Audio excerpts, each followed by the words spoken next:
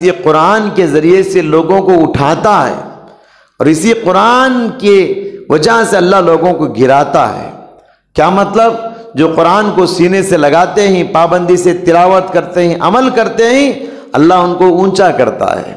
اور جو لوگ قرآن کو پسے پشت ڈال دیتے ہیں، طاقوں میں سجا کے رکھتے ہیں، الماریوں کی زینت بنا کے رکھتے ہیں، جزدانوں میں لپیٹ کے چھپا کے رکھتے ہیں، پڑھتے نہیں، ایسے لوگوں کو اللہ گرا دیتا ہے، ان کی عزت کو ختم کر دیتا ہے۔ آج دیکھیے دنیا میں مسلمانوں کی حالت کیا ہے؟ اس کی وجہ یہی ہے کہ ہم نے قرآن کی عزت نہیں کی۔ قرآن کی عزت طاقوں میں، جزدانوں میں خوشبو لگا کے رکھنے میں نہیں، قرآن کی عزت قرآن کھول کر پڑھنے میں۔ یاد رکھیے، قرآن جہاں جہاں جائے گا اس کو بڑا بنائے گا، سردار بنائے گا۔ اس قرآن کو لانے والے فرشتے جبرائیل فرشتوں کو سردار بن گئے، اور جس پیغمبر پہ یہ قرآن اترا محمد صلی اللہ علیہ وسلم پیغمبروں کے سردار بن گئے۔ یہ قرآن جس مہینے میں نازل ہوا رمضان، وہ مہینوں کا سردار بن گیا۔ یہ قرآن جس رات نازل ہوا شب قدر، وہ راتوں کی سردار بن گئی۔ یہ قرآن جس مکہ سٹی میں نازل ہوا، وہ شہر سارے شہروں کا سردار بن گیا۔ اور یہ قرآن جس مسجد حرام کے پاس نازل ہوا، وہ مسجد حرام کعبۃ اللہ سارے گھروں کا سردار بن گیا۔ یہ قرآن جس امت پر نازل ہوئی امت محمدیہ، سارے امتوں کی سردار بن گئی۔ یہ جہاں جہاں قرآن جاتا ہے وہ سب سردار بن جاتے ہیں۔ آپ بھی اس قرآن کو اپنے سینے سے لگائیے، آپ کو بھی اللہ اونچا رتبہ، اونچا درجہ، اونچا مقام عطا فرمائے گا۔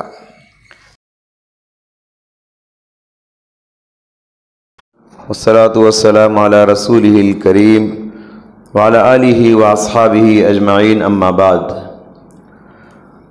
وعن عثمان بن عفان رضي الله تعالى عنه قال قال رسول الله صلى الله عليه وسلم خيركم من تعلم القرآن وعلمه۔ صحیح بخاری کی حدیث آپ کے روبرو پڑھی گئی۔ حضرت عثمان بن عفان رضی اللہ تعالیٰ عنہ سے روایت ہے، رسول اللہ صلی اللہ علیہ وسلم نے فرمایا، تم میں سب سے بہترین انسان وہ ہے جو قرآن پڑھتا ہو اور دوسروں کو قرآن پڑھاتا ہو۔ قرآن سیکھنا اور قرآن کو سکھانا، سب سے بہترین انسان ہے وہ۔ دنیا میں آپ بہت سارے ٹیچرز دیکھے رہیں گے، اساتذہ دیکھے رہیں گے، سب سے بہترین استاد، دنیا کا سب سے بہترین ٹیچر وہ ہے جو قرآن کو ٹیچ کرتا ہو، قرآن کو پڑھاتا ہو۔ دنیا میں بہت سارے طلباء اور اسٹوڈنٹس آپ دیکھے رہیں گے، دنیا کا سب سے بیسٹ اسٹوڈنٹ، دنیا کا سب سے بہترین طالب علم وہ ہے جو قرآن پڑھتا ہو۔ قرآن کو پڑھنے والا سب سے بہترین طالب علم کہا گیا ہے۔ کوئی ناظرہ پڑھتا پڑھاتا ہے، کوئی حفظ پڑھتا پڑھاتا ہے، کوئی تجوید پڑھتا پڑھاتا ہے، کوئی ترجمہ پڑھتا پڑھاتا ہے، کوئی تفسیر پڑھتا پڑھاتا ہے، کوئی سورتوں کو یاد کرتا یاد دلاتا ہے۔ یہ سارے لوگ اس فضیلت کے حقدار ہیں، یہ دنیا کے سب سے بہترین انسان ہیں، کیونکہ یہ کوئی دنیا کی عام کتاب نہیں پڑھ رہے ہیں، کتابوں کے سردار، کتابوں کی سرتاج قرآن کریم کو یہ پڑھتے پڑھاتے ہیں۔ اور یہاں یہ بات بھی یاد رہے کہ قرآن کریم کو پڑھنے والوں کے اخلاق بھی اچھے ہونی چاہیے۔ دنیا والے ایسا نہ کہیں دیکھو جی قرآن پڑھتا ہے مگر اخلاق کتنے خراب ہیں، ایسے نہیں ہونی چاہیے۔ پیارے نبی صلی اللہ علیہ وسلم نے ایک حدیث میں ارشاد فرمایا، مجتمع قوم فی بیت من بیوت اللہ یتلون کتاب اللہ ویتدارسون بینہم الا نزلت علیہم السکینہ وحفتہم الملائکہ वग़शियतहुम अर्रहमा वज़करहुम अल्लाहु फ़ी मन इंदह। कितनी फजीलतों के हकदार बनते हैं। देखिए, फरमाया कि दुनिया के अंदर अल्लाह के घरों में से किसी एक घर में बैठकर लोग कुरान पढ़ते हैं, कुरान की तिलावत करते हैं, या कुरान का तर्जमा और तफसीर एक दूसरे को पढ़ते और पढ़ाते हैं, वो 4 फजीलतों के हकदार बनते हैं। नंबर 1, नज़लत अलैहिमुस सकीना, आसमान से दिल का सुकून और इत्मीनान उनको नसीब हो जाता है। नंबर 2, वग़शियतहुमुर रहमा, अल्लाह की रहमत उनको ढांप लेती है। नंबर 3, वहफ़्फ़तहुमुल मलाइका, अल्लाह के फरिश्ते आते हैं और उनको अतराफ से अपने परों में घेर लेते हैं।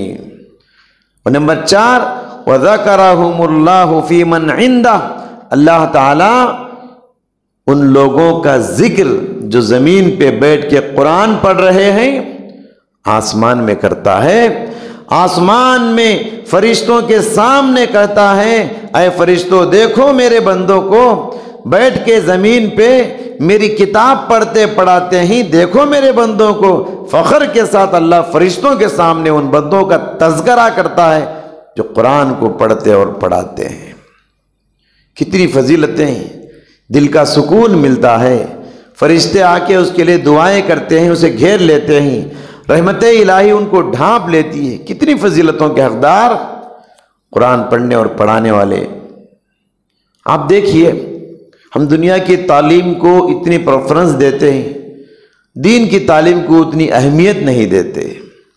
मैं ये नहीं कहता कि दुनिया की तालीम हासिल करना गलत है, हर मैदान में तालीम के हर मैदान में आगे बढ़ो। आप डॉक्टर बनो, इंजीनियर बनो, कलेक्टर बनो, प्रोफेसर बनो, जो भी बनना है दुनिया की तालीम में आगे बढ़ो, लेकिन सबसे पहले मुसलमान बनो, सबसे पहले ईमान वाले बनो। तुम अपने आप को ईमान वाले कहते हो मगर कुरान नहीं पढ़ते हो, तुम अपने आप को मुस्लिम कहते हो मगर कुरान नहीं पढ़ते हो। इससे बढ़कर शर्म की बात मेरे और आपके लिए क्या हो सकती है। हम सारे ज़बानें सीख लिए, अंग्रेजी सीख लिए, तेलुगु सीख लिए, हिंदी सीख लिए, दुनिया की सारे ज़बानें हम जानते हैं। नहीं जानते तो अरबी ज़बान नहीं जानते, कुरान की ज़बान को नहीं जानते।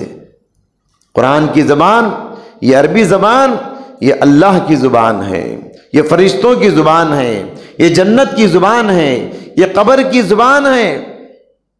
इतनी अहम ज़ुबान, इंसान मर जाने के बाद भी सारी इंसानियत की ज़बान भी अरबी ज़बान होगी।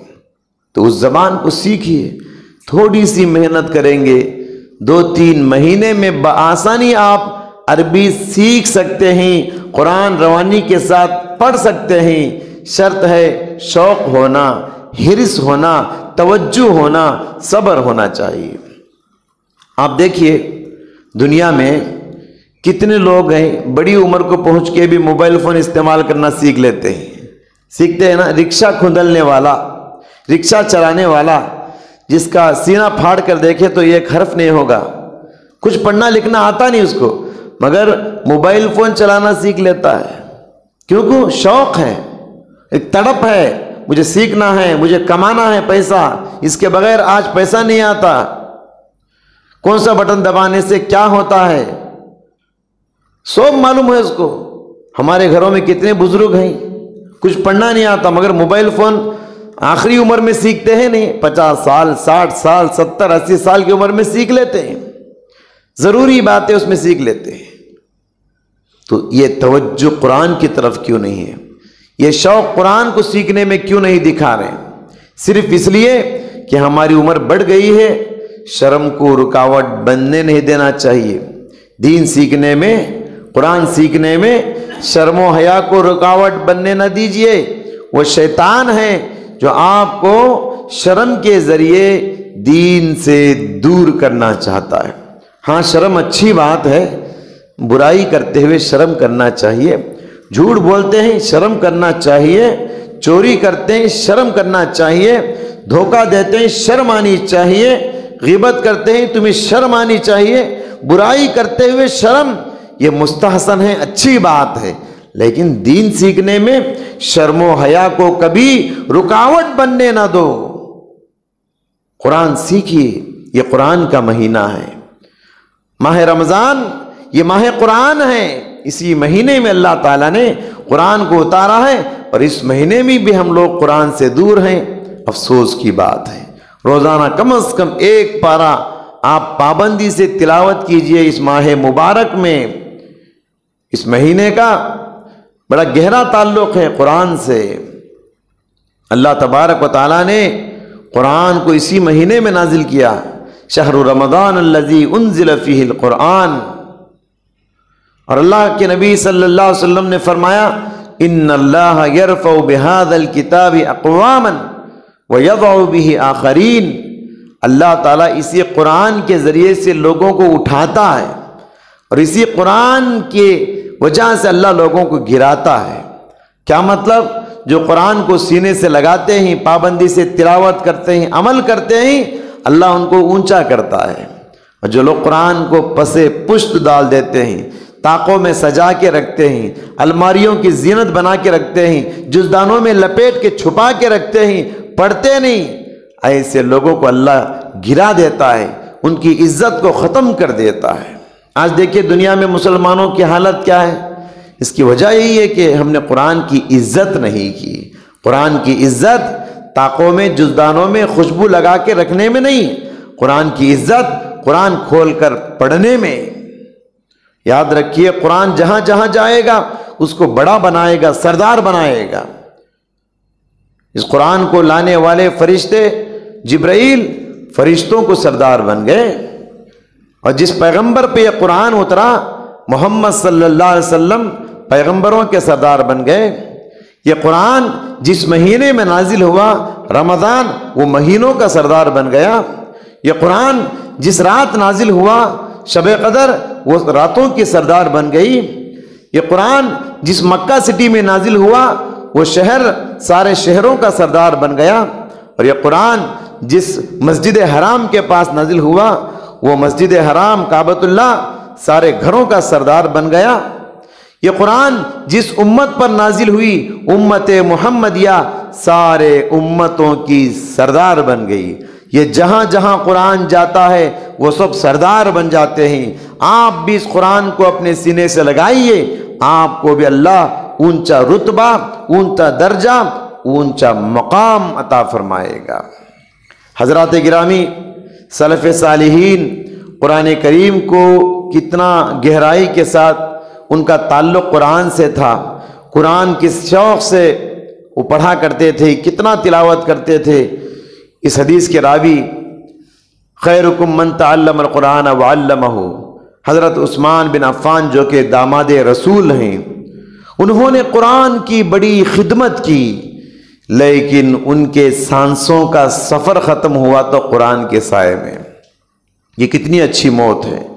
حضرت عثمان کے سانسوں کا سفر ختم ہوا تو قرآن کے سائے میں داماد رسول حضرت عثمان بن عفان کو خوارج نے گھر میں گھس کر ان کو شہید کیا۔ جب ان کو شہید کیا، ان کا انتقال ہوا، اس وقت گھر میں حضرت عثمان قرآن کی تلاوت کر رہے تھے، اور سورہ بقرہ کی اس آیت پر ان کے خون کی چھینٹیں بھی پڑی، اور آج بھی یہ قرآن ایجپٹ کی میوزیم میں موجود ہے۔ فَسَيَكْفِيكَهُمُ اللَّهُ فَسَيَكْفِيكَهُمُ اللَّهُ، ان دشمنوں کے مقابلے میں اکیلا اللہ آپ کے لیے کافی ہے۔ اللہ سے دعا ہے اللہ سبحانہ و تعالی ہمیں بھی قرآن کے سائے میں موت نصیب فرمائے۔ اے اللہ، قرآن کی تلاوت کرنے، قرآن کو یاد کرنے، قرآن پر عمل کرنے، قرآنی تعلیمات کو دوسروں تک پہنچانے کی توفیق عطا فرما۔ قرآن کو سینے سے لگانے، قرآن سے محبت کرنے اور قرآن کے ساتھ احترام اور عزت کرنے کی توفیق عطا فرما۔ ہمارے روزوں کو قبول فرما، ہماری عبادتوں کو قبول فرما، ہمارے صدقات کو قبول فرما، ہماری تراویح کو قبول فرما۔ اے اللہ، ہم بڑے گنہگار ہیں، سیاکار ہیں، خطا کار ہیں، اے اللہ تو رحیم ہے، ہم پر رحم فرما۔ اللہ تو کریم ہے، ہم پر کرم فرما۔ اللہ تو رزاق ہے، حلال روزی عطا فرما۔ اللہ تو غفار ہے، ہماری گناہوں کی بخشش فرما۔ الہ العالمین، ہم گندے ہی پھر بھی تیرے بندے ہی، ہم تیرا در چھوڑ کر جائیں تو کہاں جائیں۔ اللہ ہم تیرے علاوہ کسی کے سامنے ماتھا ٹیکنے والے نہیں، ہم تیرے سامنے صبح شام جھکنے والے ہیں۔ اے اللہ تو ہی معاف کرنے والا ہے، ہمارے اوپر رحم کا کرم کا معاملہ فرما۔ آمین۔ وآخر دعوانا ان الحمد للہ رب العالمین۔